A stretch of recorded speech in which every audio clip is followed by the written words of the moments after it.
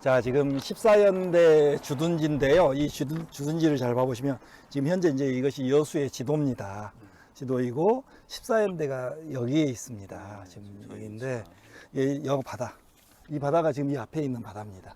그래서 바다를 보시면 꼭 바다 같지 않고 굉장히 잔잔한 호수처럼 아주 잔잔한데 이 섬으로 이렇게 쭉 전부 둘러싸여져 있습니다. 그래서 이제 보시면 그래서 여기에다가 일본군이 여기를 이제 부대를 만든 이유는 이렇게 굉장히 천연 요새적인 상황을 갖고 있었기 때문에 일본이 여기에다가 부대를 만들고 이 부대를 이용해서 우리가 해방이 되면은 이제 14연대라는 부대가 여기에 주둔하게 되는 거죠.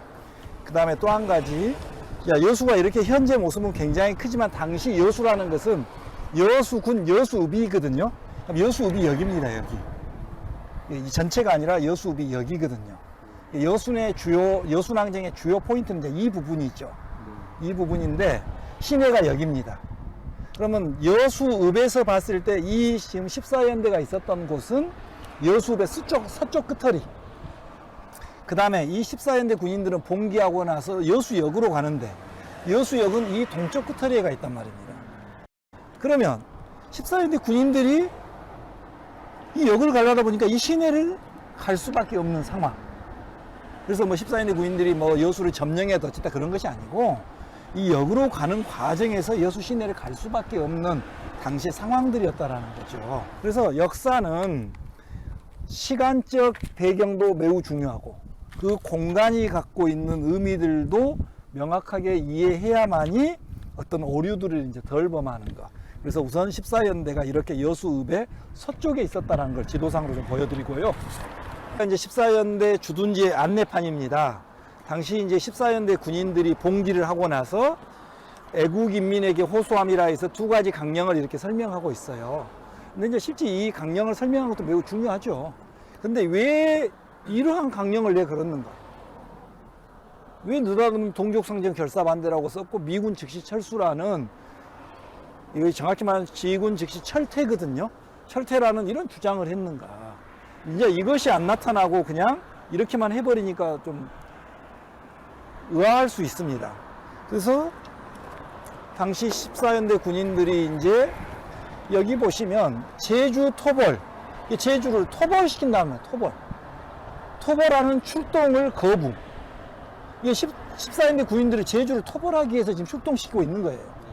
거기에 거부하는 병사위원회란 말이죠. 이게 보시면 우리들은 조선의 인민의 아들 노동계 농민의 아들, 우리들의 사명이 국토를 방해하고 인민의 권리를 생명을 바치하는 것이 군인의 사명이라는 거죠. 근데 우리들에게 제주 인민 무차별 학살하기 위한 명령을 내렸단 말이에요. 우리들을 출동시키기 직전에 우리가 이걸 거부했다는 거예요. 그러니까 우리가 한번 생각해 보면 군인에게, 자국민에게, 자국의 군대에게 자국민을 학살이라는 명령을 내렸다. 그럼 어떻게 해야 되는 것인가?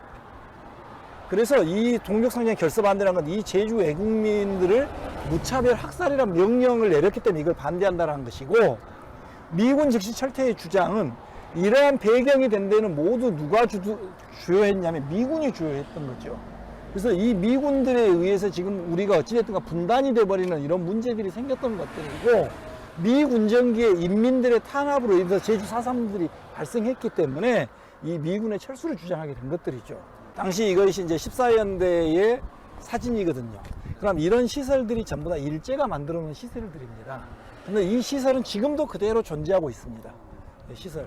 저 굴뚝이 있는데 여기 지금 이 굴뚝 표시하고 있는 굴뚝도 보이실 것이고, 그 다음에 여기 둥근 원형의 건물도 여기 앞에 보면 나타날 것이고, 이런 모든 시설들이 이제 14연대가 일제 강점기 시설들을 이용해서 이렇게 됐다는 걸 알 수 있을 것이고, 자, 이 사진을 한번 재밌게 봐보시면, 쌤이 저쪽에서 잡아주시면, 자, 여기는 한 세 가지를 이야기할 수 있는데, 우선 제14연대 깃발이, 제5여단, 제14연대 깃발이란 말입니다. 그걸 누가 들고 있냐면 미군이 들고 있단 말이에요.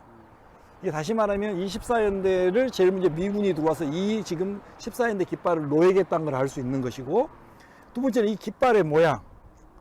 이 깃발이 이제 일제강점기에 일본 해군기였던 우길기란 말입니다.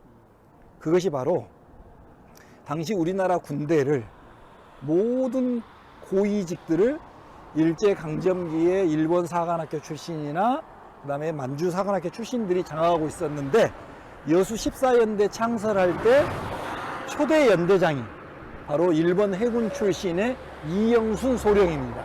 그 다음에 보니까 일본 해군기 우길기를 그대로 이용해서 이렇게 깃발을 만든 거죠. 그 다음에 이제 이 지형을 한번 봐보시면 쭉 한번 봐보시면 저기 쭉 드러나지 않습니까? 그러니까 이 건물이 지금 현재 당시에 14연대 본부중대 자리입니다.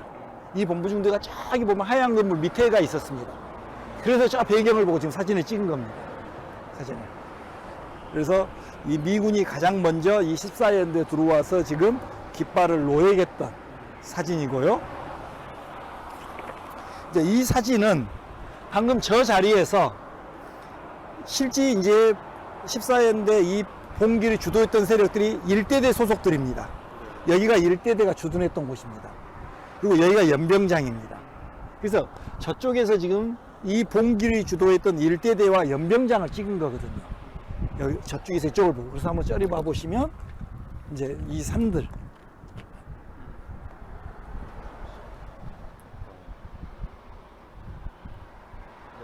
그래서 이 산이 지금 저 높은 봉우리고 쭉 이렇게 저 능선이 그대로 나타나지 않습니까? 그래서 이 칼마이드스 사진을 통해서 우리가 이제 볼 수 있는 것이 당시 어떻게 좀 부대가 돼 있었는가 이런 걸 좀 알 수 있는 거죠.